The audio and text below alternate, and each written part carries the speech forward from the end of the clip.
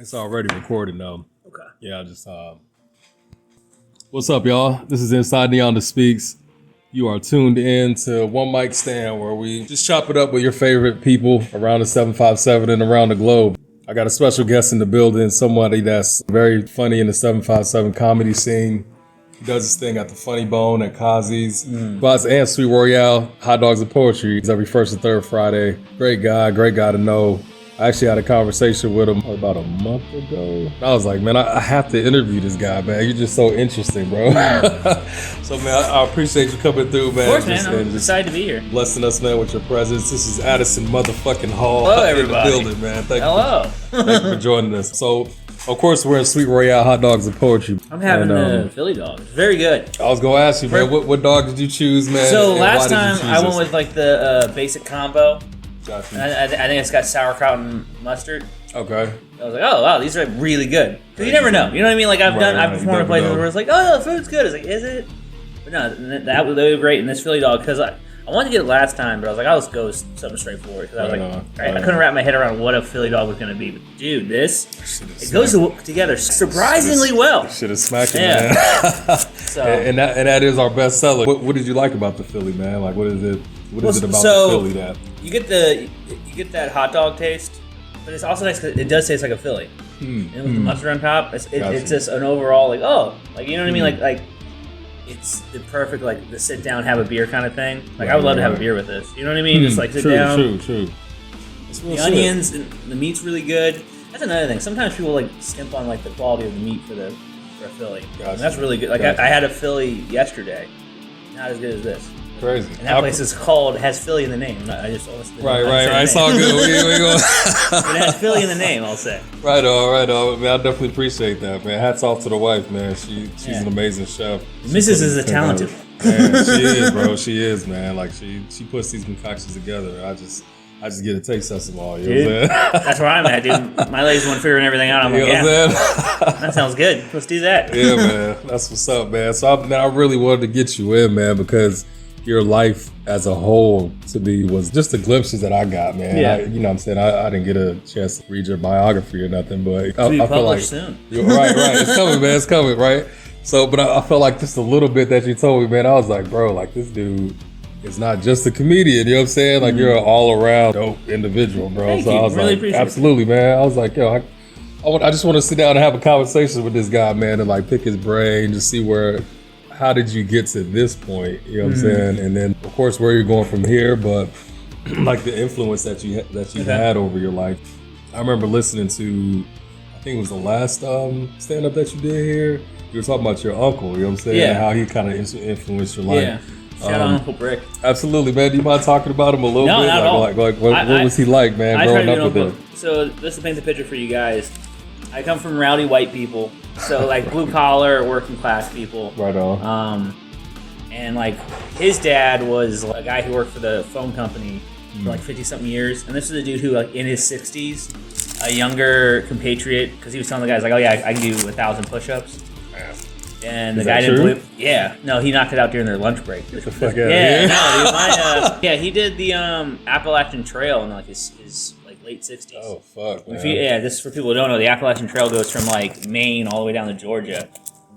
That's crazy. No, so he was a fit guy, and my Uncle Brick, 6'3". That's his real name, Brick? No, it's like it was some sort of weird fan. So that's the thing. I never thought about it. I grew up with it. When you grow up with it, yeah, right. It's kind of like you're just like, oh yeah, that's his name. Right.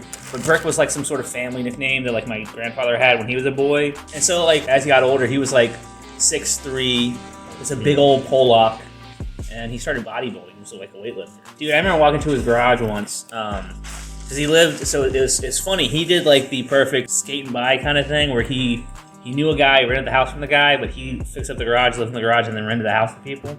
Holy shit. Yeah, he was that guy. I remember walking to his thing, and he probably had 400 pounds on his bench. And this is the dude he would get stoned out of it. It was like literally like this like old school pothead. Like in most of the 90s, he rocked like the balding ponytail. Gotcha. But I remember walking to his garage once, 400 pounds on his bench, and dude, he had like a spread of like Bud. Like it was like a girl out of a dirty magazine on his wall, crazy, dude. Yeah, so he was one of those guys. Oh yeah. Kind of like. Did you ever work the trades at all? You ever like? Oh, yeah. You know how the trades guys are. Absolutely. if you guys don't know, all Trace guys are just dirty old men or nasty horny young guy. motherfuckers, man. Yeah, it's like a great example is I was taught that's a cunt hair too short. Holy shit. As a unit of measurement. Damn. So yeah, so it's like that's the people I grew up around. So yeah, he'd say some off the wall shit, but you know, he was the best carpenter I've ever met. Like legitly. Yeah, he's a talented dude. From Newport News also? Yeah, from Newport News. Born and raised. That's where my grandparents met. He's still living, right? Yeah. He's in like a rest home right now because he had some serious health issues. Oh, I remember you telling us about that. Yeah, it's funny. I'll go see him in the rest home and I'll bring him Colombian coffee from 7-Eleven. This is like his favorite coffee. Right on. And he's been smoking since the 70s. So I'll bring him little edibles. Oh, and they're not light edibles. They're like 180 milligrams. Oh, fuck. I told him that, but he's like, I'm not pussy. I'm not pussy, dude. And then he takes him and he freaks out in the restroom. Oh, fuck, man. Shout out to Uncle Brick, man. Yeah, shout out to Uncle Brick. Like, we need uncles like that to Yeah. kind of There's something, let us know about life before we get there. I think it's good to have a sketchy uncle because it's like it gives you the gauge because usually your parents will try to point you in the right direction. A great example is, you know, my dad would be like, oh yeah, you shouldn't do that, you shouldn't do this. And then like my Uncle Brick would be driving his truck with his knee on the wheel and smoking a bulb. And like, yeah, you should just fuck that guy up. And this is like, I don't know if that's the answer. Right. Well, Uncle Brick said it, so it might be kind of true. Who knows, you know? He was a wild boy. Crazy, and like he was a wild boy to the day he couldn't move the rest of his body. Like I think I talked about it on stage 3 years ago. He's like 65 or something like that, and he liked to get stoned and ride his bike like in the middle of the night. So he just like ride his bike around the neighborhood, get really stoned. Middle of winter, super cold outside. Sees this dog out in the yard. Dog doesn't have any water, so he hops off his bike. He's like petting the dog, trying to warm the dog up, and then gets the dog water. And then the dog's owner comes out with a baseball bat. It's like, dude, what are you doing on my property? Oh shit! And my Uncle Brick's like, your fucking dog's cold. And he was like, get the fuck off my property. On his property. Yeah. And he's like, get off my property. My uncle was like, no.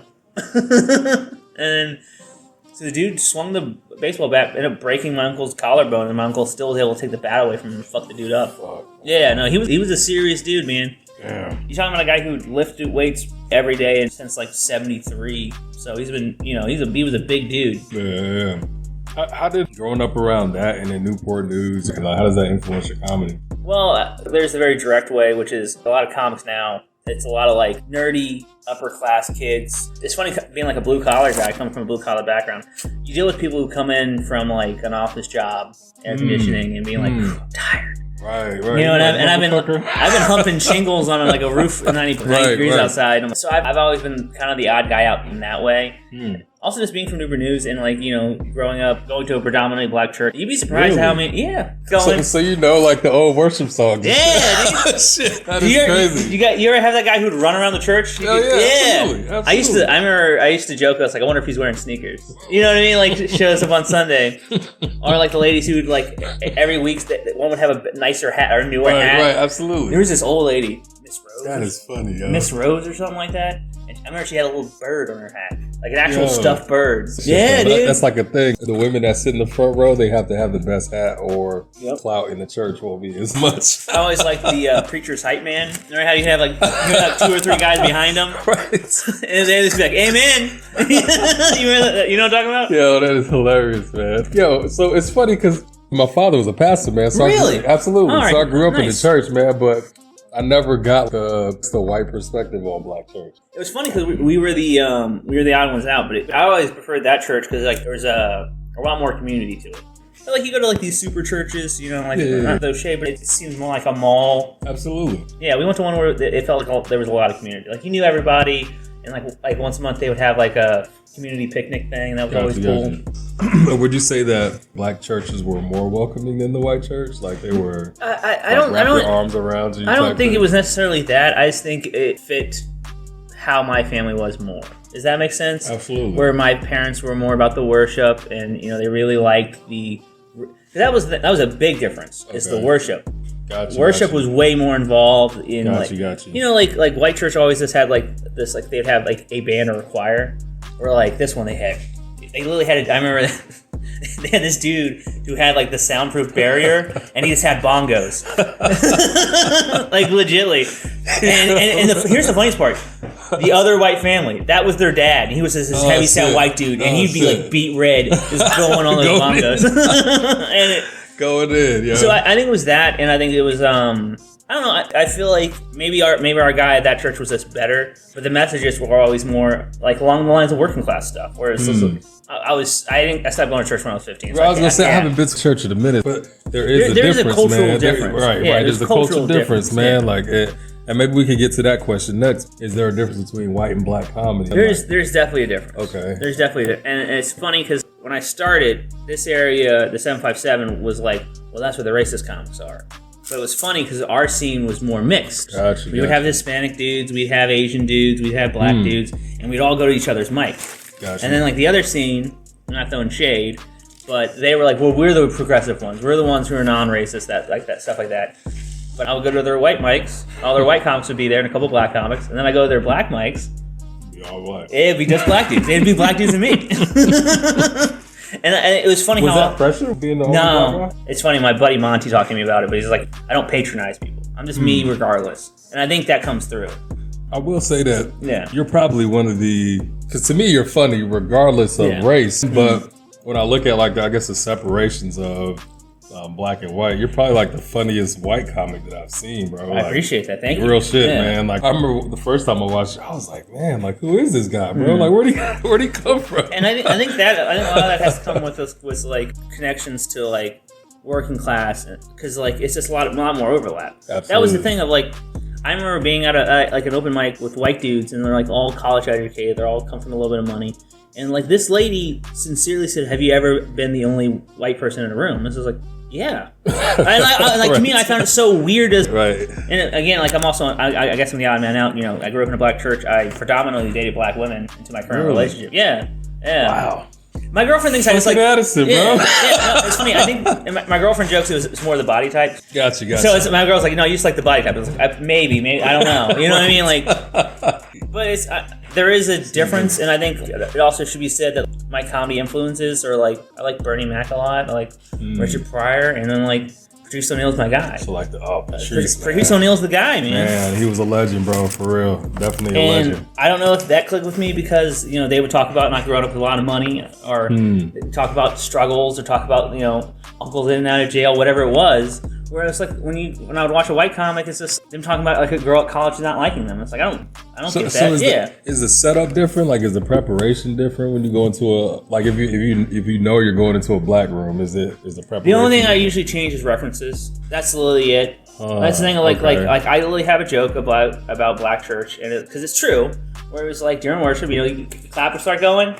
We'd be the ones always like slightly off, so that's like so it's like an easy joke where it's just like, but like you do that in a white room, they don't get it because either you know they're atheists or they've never been to church, or they've never been to a black church, or they're the ones that's off, so they're like, oh, I didn't know I was off. Yeah. What the fuck? Well, what do you mean? I think my family was at least aware enough to be like, yeah, we're off slightly. Our bad guys. We're the only ones not on rhythm. We'll take it. It's all good. Yeah. It's all good. That's crazy, man. Outside of that, no, it's just references. You know what I mean? Gotcha, so it would always be the same, where it's just like you'd have an uncle or a cousin who's crazy, right, or he's in and out of jail. You'd have the one who's really into conspiracy theories. Like I straight up, I had a girl I dated. Her uncle one time at a cookout, he told me about like how white people were made in labs. And he's like, "You're one of the good ones." Which is such a wild thing to be told like you're 16 at a cookout, and you're like, "All right, dude, thanks." You're one of the good ones from the lab and shit. It's all good, but I have heard that theory though. A lot of people do hold that. So the thing I was always told is they're made in a lab and they don't have as much melanin in their skin, which is, and this is a direct quote from him. I'm not saying this is the whole theory, or whatever, but like it's like since we don't have a melanin in our skin, we don't connect with the universe as much, which means is why we're more violent. And I didn't want to be like, I was like, I don't know, there's a lot of violence in Africa too. Like, I think this thing, humans are violent. I don't know. I don't know. You're right. I can't say that per se because I'm African and we've dealt with, you know what I'm saying, violence on mass murders and shit, bro. But the weird thing with Africa, though, you also have the issue of like how much of it has been globally political people playing weird games because you guys are a resource-rich continent. Like that's just something that you have to acknowledge. That's true too, man. That is true. I don't know if you've done any reading on like cobalt mines and stuff like that, but that shit's heartbreaking. Absolutely, it's man. Heartbreaking. Absolutely. To be honest with you, where I'm from is where they get most of the cobalt from. Really? The Congo, man.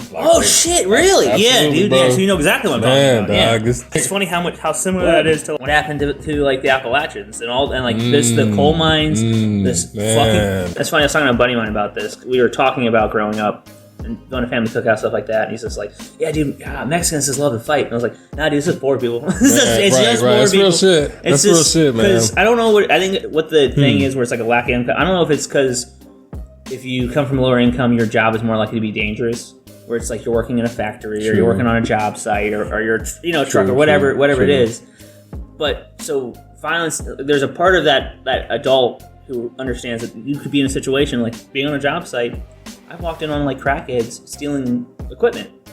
So to me, violence is a way more real reality than like an office worker, where it's just I can't be like, well, I'm calling the security guard. Like, no, this dude's on top of me, and that's $500 worth of equipment he's trying to walk away with. That's facts, man. That's so interesting. I don't think black people enough appreciate their similarities to just working class people. You know what I'm saying? Yeah. Like it's not. They don't. I don't think they connect. To be fair, a lot of poor working class people are not awesome towards you guys. I mean, that's true. Yeah, but we're all in the same boat. Like I feel like that's where I'm at, man. The only way we're gonna come out of especially the political, like we look at the politics and political realm. The only way we're gonna come out of it is if we band together. Really, that's all it is, and man. be like, yo, we're fighting one enemy that's holding us back from the things that we need to do to take care of our families. It's funny because I think me and you actually talked about this before, but like that's why I'm really big on this idea of trying to put a little good back out in the world. And like I think about it with my nephew.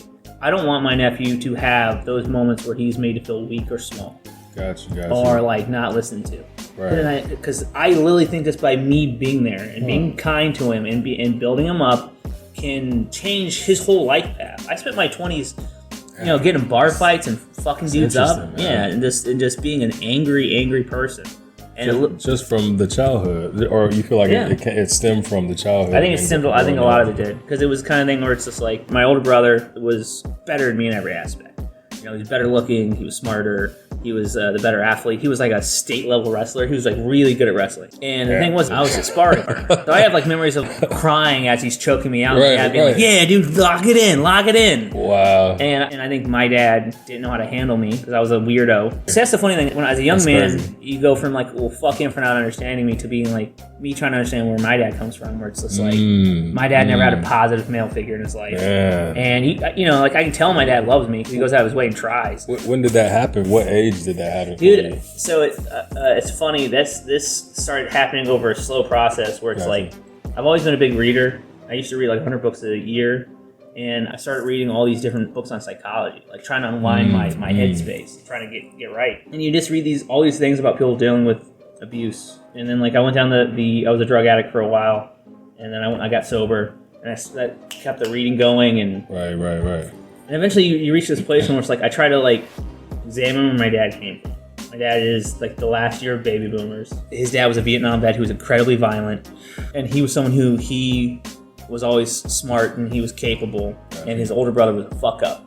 So his mom spent way more time protecting him, taking care of him, watching out for him, where my dad was on his own. Right. And so I think my dad got to this place where he just had trouble relating to people, and he had so much anger himself. And then like he has this kid that he's not like at all, because it was my brother. It's like, oh, sports, I can relate to you. Where like I'm walking up being like, do you know Stalin did this? And my dad's like, what? Like, cause you know what I mean? I'm like reading some weird fucking Stalin. Yeah, you know what I mean? Like my dad's like, you letting the fat one read history books again? Like, what's happening with him? And like our relationship now is a lot better. That's what's up. But it's funny because like you reach this place, and it's like I try to treat that with my friends now, because comedy attracts a lot of messed up. It's funny because I literally talked to someone about this here 2 weeks ago, and we were talking about a comic in the scene who's not good socially, and one guy's just like, I don't fucking like that guy. Hold on, a comic is not good socially? Wild, right? Dude? What the fuck? Crazy, I know. That is crazy, yeah. Groundbreaking. This is an exclusive. How does that even happen? Well, so comedy is a low barrier for entry art form. Think about. I don't think so. All right, so hear me out. Keep in mind, I am a comic, so I'm going to be biased in that way. Got you. I have not done a lot of other art forms, but like writing. I spent many years trying to be a writer. Got you. And I still like writing. I really enjoy it. It's just a time factor. No, it's more. I can see a real path now for comedy, and like at the time when I was writing, I had very bad social anxiety from a lot of violence I saw as a teenager. Gotcha. So I had trouble interacting with people. Where now it's like I got good enough at comedy, and I see like I have multiple friends who think I'm a good comic who have gone pro. So it's like I clearly do this. And I still, and honestly, if I'm being honest, I like comedy more. It's not that I don't love writing, but writing is what you do poetry. It's very meditative for me. It is. It's very much me reflecting on my life, me reflecting on my interactions with people, how they could have been better, how they could have gone differently, what are they thinking, what am I thinking, what am I bringing into this conversation that is unfair to them. Right, because we do that. Everyone does that. Yeah, you know what I mean? You'll have. Damn, that's introspective though. Oh yeah, no, shit. yeah. I try to do that. I think that's very important, and I think absolutely. And I think it's funny. I was thinking about it today, where it's just like we've really lost that as a society. It's very much just do in the moment what feels good, instead of trying to like sit with your feelings. That's real shit, bro. Yeah, and like try to understand where you're at. And I think I got that headspace from. There's this really good book by Jonathan Haidt, and it's called The Righteous Mind, and how politics and religion divide good people. And it's a great read. Man, it's a really good read. Though. It can be dense at times, but it's a good read. Right. And one of the things I talked about was like just things culturally. Okay. And it's funny because I can see this, where it's just like I grew up in a household where violence was regular. Not my dad towards us or whatever. But we had mats in the garage. We had punching bags. Like I've seen my dad get in fights. My dad knows me and my brother have gotten in fights, and it was never like, oh, how could you? It's like no, like yeah, that's part. That's part of life. Right. Where like you have my girlfriend's family. That's so far from their reality, like incredibly so. We're all good people, but our realities are very different. Gotcha. That makes sense, man. Man, so let's kind of walk back. I know we kind of dove into your life a lot, man, and I did want to kind of go back to the comedy a little bit. And do you mind just walking us through one of like biggest fails? Like, I got a great one. I got a really great one for you. All right. I'm bombing. and it's funny because I think now that I'm more removed from it and more in an actual stable relationship, I can reflect on this in a more funny way. I dated this girl for a little bit. And I had been a while since I've been in a relationship or even been intimate with someone. Gotcha. So it was very nice. It was all coming rushing back, and like, oh, this is fun. This is great. She's very attractive, and she happened to be a beer tender at a brewery where comedy happened. That's how I met her. Wow. And it's funny because like half the dudes doing the show there had a crush on her. Gotcha. And I happened to see her on a dating app, and I was like, all right, fuck it. And I swiped, and it was like, oh, you matched. Wow. And then like instead of messaging her there, I waited 2 days for us to go to the mic. Did the mic, and then afterwards I was just like, hey, what's going on? Can I maybe buy you a drink sometime? Wow. Not here, let's go somewhere. That was smooth though. Yeah, smooth. Thank you. I thought so. So we broke up. And when we broke up, I had this mindset of, I'm going to better fix this. This is going to happen again. We're going to get it back together. And I go to the mic. And it was the worst possible time to go to the mic because it was me and the host. And this is a mic where they let you do like 10 minutes. Just you and the host? Yeah. I mean, there's some crowd members, but we're the only people actually signing up to do the mic. Gotcha. And they had like where the beers were, they had this like shiny reflective metal. Okay. And like I'm sitting there, you know, like we're cordial, and I'm like, oh, this is gonna be fun. We're gonna be okay. And then like at one point I see her pull her phone up and she opens Bumble and she's messaging someone already, and like we broke up like 4 days before, and I was like, oh, that's when it hit me. It's like, oh, this is done. Oh shit. Oh fuck. And then dude, it sucked because literally I realized that, and then they're like Addison Hall come to the stage, and then I just had 10 minutes of like I was just in my feelings. It was so fucking bad. It was such a bump, but now it's so funny. That's the funniest possible outcome. Did she say anything after that? No, not at all, dude. She was probably like, talked, oh, shit. We've talked here and there. We have a cordial relationship, and like we're both doing very well now. So I think we're both very happy for each other. So that's what's up. Yeah, and in the moment, it was like such a low moment. But dude, afterwards, about a year removed from it, I was like, that's the funniest, because that's like a shitty movie where it's just like, oh, it's not gonna happen. Now go on stage, and you're just like, my uncle hit me a few times.